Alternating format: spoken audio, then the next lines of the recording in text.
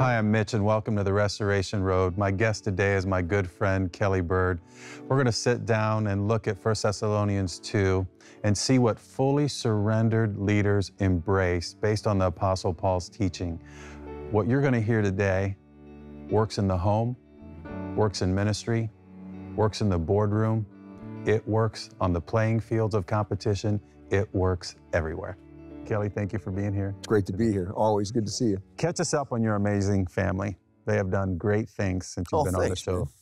Our family, man, they are, yeah. So Kebra and I are just about to hit 32 years,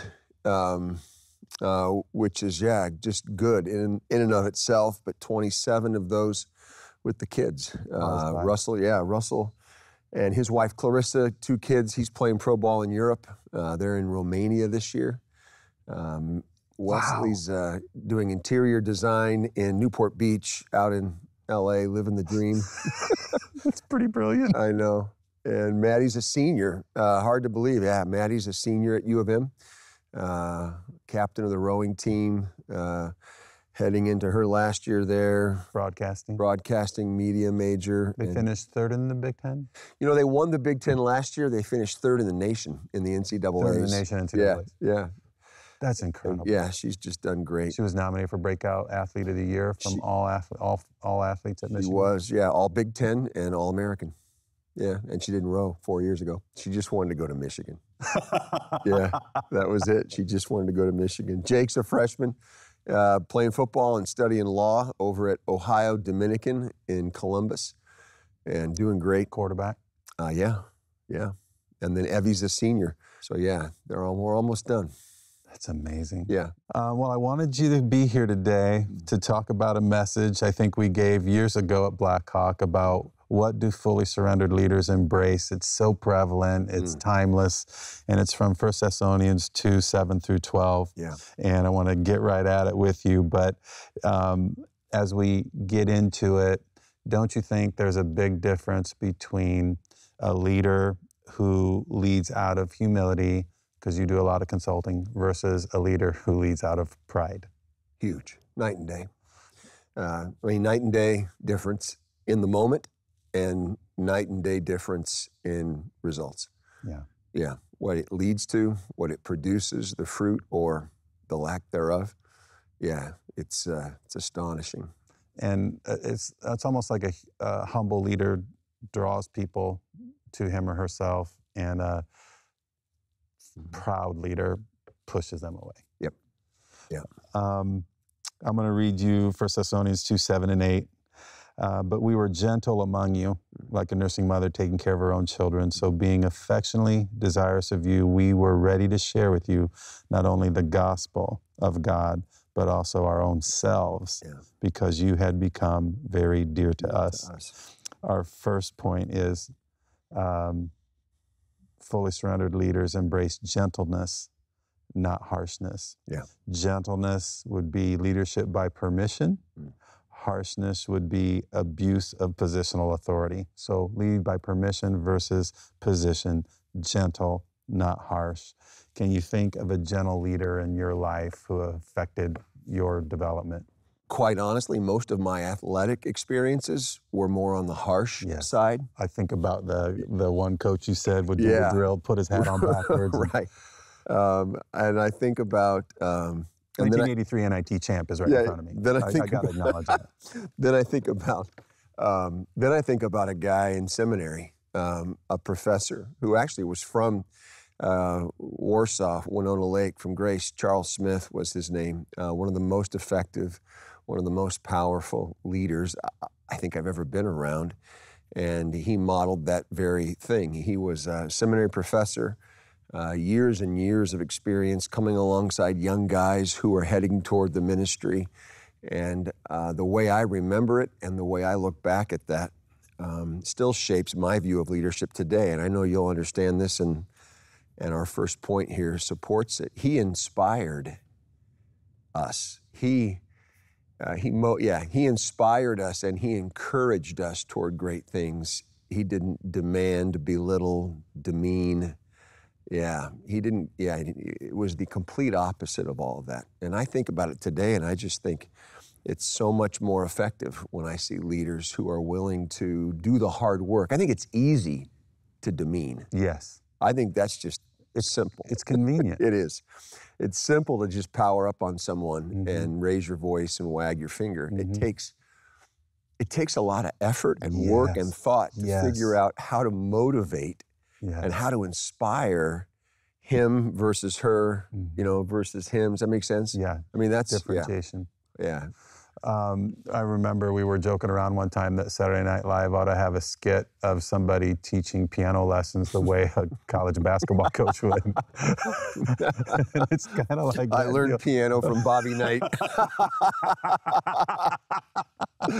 That would be awesome. Kick the kid off the bench, pick the bench up, throw the bench. Yeah. I said, get your hands and fingers like that. Right. Raise those wrists. Yeah, it just doesn't work.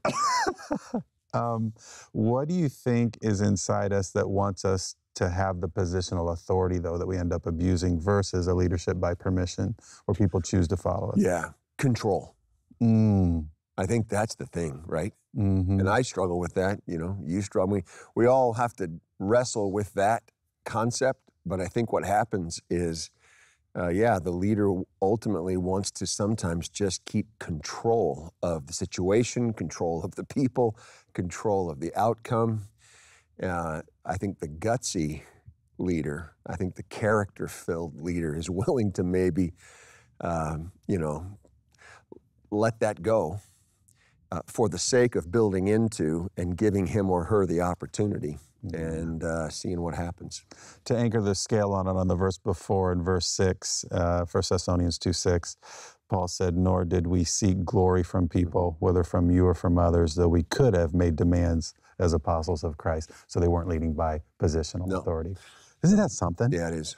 It's really about you as a leader truly, genuinely wanting those that you're leading to experience more than you. Amen. Yeah. That's good. What do fully surrendered leaders embrace? First, gentleness, leadership by permission, not harshness, abuse of a positional authority. Second is generosity, not greed. Verse 9, for you remember, brothers, our labor and toil, we worked night and day that we might not be a burden to any of you while we proclaim to you the gospel of God. And he had just said before that in verse 5, for we never came with words of flattery, as you know, nor with a pretext for greed. And he says, God is witness. Yes. I think that's kind of cool. So, second, fully surrendered leaders embrace generosity, not greed. Can you think of a generous versus a greedy leader in your life? Yeah, one of the most generous leaders I've ever been around is Chuck. Chuck Sirac. Yeah. Oh, my word, yes. Yeah, and I would say... Remarkably so. Yeah, remarkably generous, and by all earthly standards doesn't need to be, shouldn't be, but is, and he is in spades. I've watched it in his personal life. I've seen it in his corporate life. I've seen it in his philanthropic community life. My time at Sweetwater, as I'm around that culture, as I'm working with those leaders, and I get to be with Chuck and John and the rest of them, they just go overboard on providing and creating a generous experience for people who work for them. Again, just the opposite of what so many do as they try and, create an atmosphere of fear and manipulation and demand, and it's just the opposite, hiring Todd as the doctor and now having an MD on site that everybody who works there can go and, it's just... Todd Page is the man. Yeah, the list is long of just a generous leader who goes out of his way to provide above and beyond. And folks told him, don't do all that, they'll get soft and production will go down, and how'd that work? He doubled in size in like 4 years or something. So he's one of the most generous individuals I've ever been around. And with time, talent, and treasure. What's interesting is you would think that he would not be generous with time. I am utterly amazed at how generous he is with his time. Yep. Utterly amazed. Yeah, it's pretty awesome. And talent with all the leadership he's given to other nonprofits. Yep, it's true. Well, talk about what greed does to an organization. What's the opposite do? Yeah, I think generosity expands one's horizons, and I think greed shuts it down. I think greed tightens the tunnel, dims the light, and you think it's the opposite. You think the more you get and the more you can have, the bigger your experience. And I've just now watched it for years. It's just the exact opposite. Generosity expands one's opportunities. It brightens the light. Greed just dims it, shortens it, cuts it off. Yeah, it's really sad. Paul refers to greed as idolatry, and I was reading this morning in Ezekiel about, in the context of turning from idols, about getting a new heart and a new spirit and not a stubborn one anymore. It's pretty cool. Well, fully surrendered leaders embrace gentleness, leadership by permission, not harshness, abuse of positional authority. Paul said, second, that fully surrendered leaders embrace generosity, not greed. Third is authenticity, not flattery. Authenticity, not flattery. I'm going to read verses 10 and then go back to 5. You are witnesses, and God also, how holy and righteous and blameless was our conduct toward you believers. Holy, righteous, blameless. Versus, we never came to you with words of flattery. Yes. Right. So, I compliment a lot. And I've had people say, when you teach this, how do you know that a compliment's not flattery? And I said, it's simple. It's the intended use of it. A lot of people, when flattery is giving the gift to yourself, the compliment to yourself. You're saying it to them to get. Giving to get. Yep. And authenticity means it's real. I believe this. I sincerely believe this. I had a pastor ask me about it one time. He said, I watch you tell people like the nicest things. He said, do you really believe? And I said, I never tell anybody anything I don't believe. And I said, what's been the catalyst for me in this is that I don't think people hear enough about what they do well. Right. So authenticity, not flattery. Tell me about an authentic leader in your life. Yeah, as I hear you talk about that, and there's probably a long list. My mind goes back to the years that we had, you and I, in ministry together, and what we heard people say about us, and there's a whole lot of things people said about us that we don't have to get into today, which is all true probably. But one thing that they used to say about us, and I think one thing that marked our efforts, as flawed as they may have been at times, is that we always wanted to be, you and me, authentic. Yeah.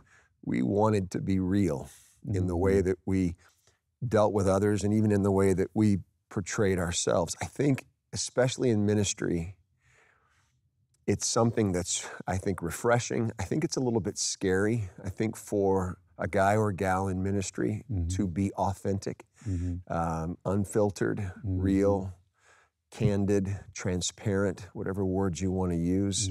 Again, even after all these years, there still is a mindset that somehow being that guy or gal in ministry, you've got it together. There is a level of godliness in you that maybe doesn't exist in others, that you're beyond, this or that. And I feel like the realness with which we tried to do that affected and impacted a lot of people.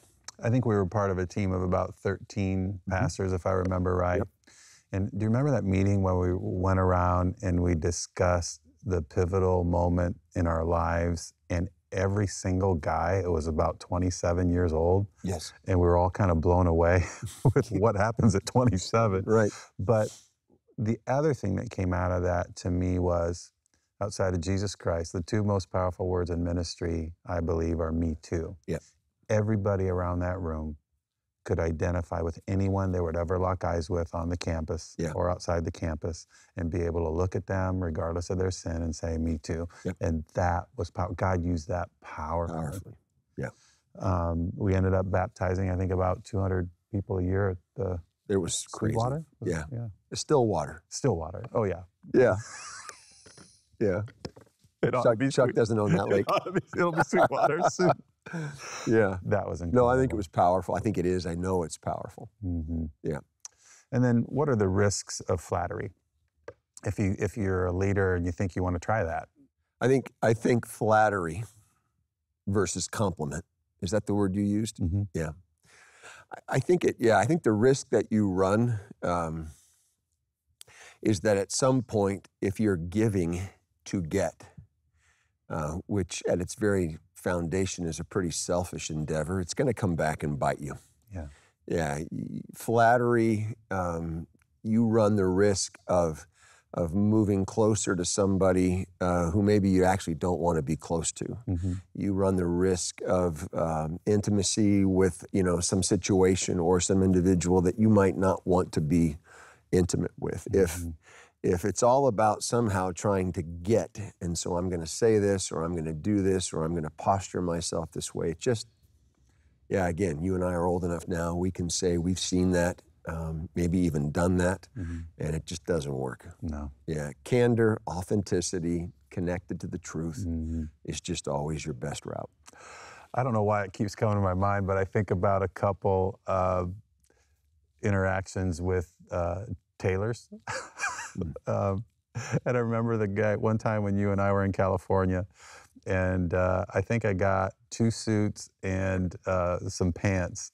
And this tailor guy who was really trying to sell me the stuff, he goes, "Ooh, you are really a wedge." You were so big here. Yeah. Yeah. I go, what? Yeah. No, I'll try those too. Right. That's funny. But then I had another one. That's funny. And Flattery.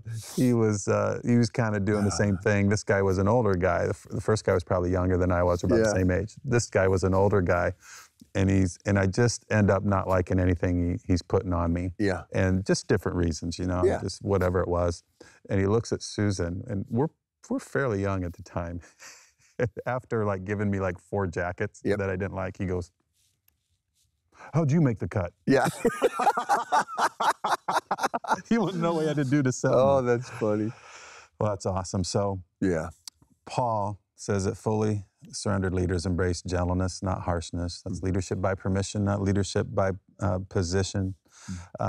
Generosity, not greed. Authenticity, not flattery. And then integrity, not deceit.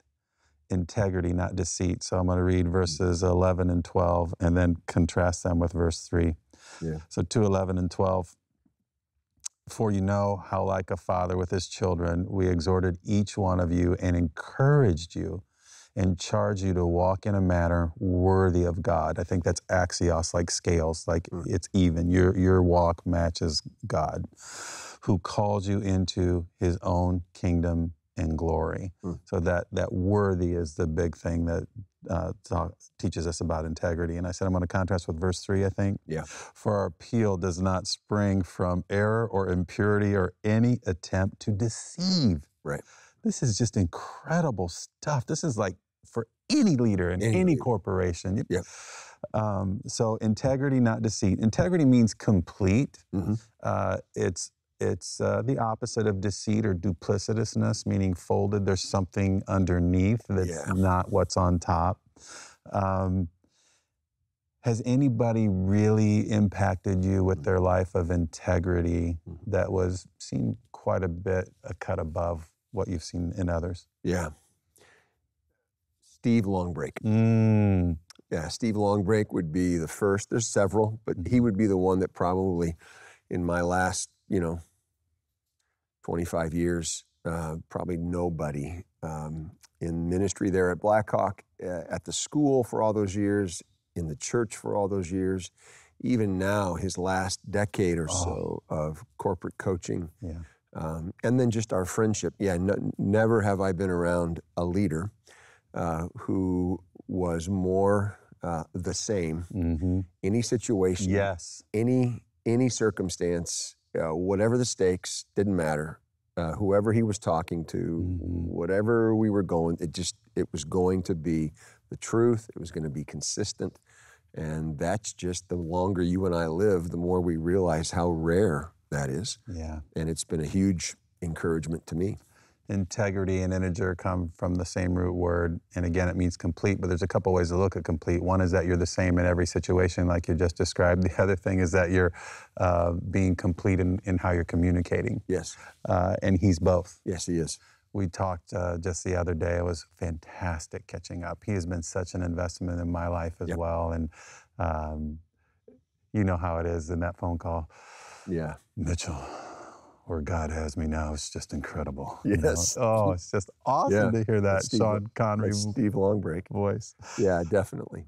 Talk about how deceit comes back to bite the leader big time. Yeah, I think deceit or dishonesty, this pursuit of sordid gain. So one thing it always does is it always eventually undermines relationships. And again, you and I have experienced in both the ministry world and in the corporate world that relationships are pretty important. In fact, they're the ball game. Yeah. And when that gets depleted and when those get, diminished, which is what deceit does, it's catastrophic. It ruins, sometimes quickly and sometimes over the long haul, but it ruins relationships. I think deceit, in me at times in my life, again, I've seen it in others through my years, it really, it heightens, it deepens, the blind spots that we have just get bigger. Deceitfulness and dishonesty just tend to darken our perspective. And again, while we're probably attempting it to somehow gain, at the end of the day, we just lose. Yeah. In the classic car auction world, deceit would be highly policed by collectors, buyers, and sellers. The same in vintage aircraft. If somebody would paint over a surface, but not restore it piece by piece from the ground up, and then represent it as if it were, right, that's a real problem because the buyer is not getting what was described to him. Right. And that seller then is almost barred for life from what other people are thinking. Like, I don't ever want to buy a car from that guy again. Right. So it's like I used to not like the analogy, I don't know why, of it takes like a year to build this beautiful building, but it takes 1 hour to tear it down. Right. And that would always get applied to a life. And what I didn't like about it is you're saying like one mistake kills a life. But one act of deception can break trust for a lifetime, and it's really hard to ever get that back. True. Don't you think? Yep, absolutely. When I got done looking at this, I thought, what do fully surrendered leaders embrace? Could be rephrased to, who do fully surrendered leaders embrace? Because Christ was gentleness. I am gentle in heart. Yep. Christ was generous. Gave it all. Yeah, 2 Corinthians 8:9, the grace of God, though he had it all, he gave it so we could have it all. He's authentic. He was the ultimate image of the Father. And then, of course, he was integrity. He was complete in everything. Fully man, fully God. Complete in his communication, complete in who he was everywhere. Yep. How does a relationship with Christ empower a leader to equip and release his followers differently than if he was outside Christ? Yeah. Well, you just kind of said it, so I'll just kind of say it back to you maybe a different way. But I believe that when a fully surrendered leader experiences what it's like to be led by Christ, I think it's the most thorough, most inspiring, most motivating model we can ever experience. So I think when that leader isn't led by Christ, then that leader's probably being led by himself or herself in some independent, disjointed, isolated world, which you and I know, again, doesn't work. Mm-mm. So yeah, I believe the relationship that the leader gets to experience with the Lord is actually something that can groom, teach, equip, motivate, inspire on all fronts, especially the four you just mentioned today. And yeah, I'm so grateful. I think what you said earlier is true. That passage should be taught in the church. That passage should be taught in boardrooms. Yes. That passage can be taught, you know, in the executive suite. That passage can be taught in, you know, to dads, to coaches. I mean, that's just a fantastic passage. It really is. It deals with the topic of leading on all fronts in the deepest, most meaningful ways. Well, you've given your life to leadership. The Global Leadership Summit has just blown up in Fort Wayne. We're the largest satellite facility in the world. What would you say to somebody who is at the precipice of a leadership transition and they need a little extra horsepower in their leadership life? Yeah. You know, I think it's consistent with what we've been talking about this morning. And I would say to anybody in those shoes that probably what I would hope for you is a choice toward less of you, a choice toward more of them, a choice toward humility. That one of the great, we have the great truth of the Word of God, which is primary and you know, completely central to your life and mine and how we view leadership. Outside of the Word of God, you know, I probably look, you know, to a few guys and gals who have studied and written, you know, a guy named Jim Collins, who's one of the great leadership minds in our lifetime, studied leadership extensively. And in the book, Good to Great, summarized centuries of leadership and said the most important quality is humility. Yeah. And so I would say to any leader today who's on that precipice of a next step or, you know, what could be coming, to go less than more, to give, not get, to serve, you know, not manipulate, to see, I think, what could be a next experience beyond anything you could ever imagine by actually choosing less of you. Amen. Yeah. Thank you. Yeah. Love you, brother. You too, man. Hi, I'm Jensen. This is my mom. And join us on Restoration Road next week. Little guitar.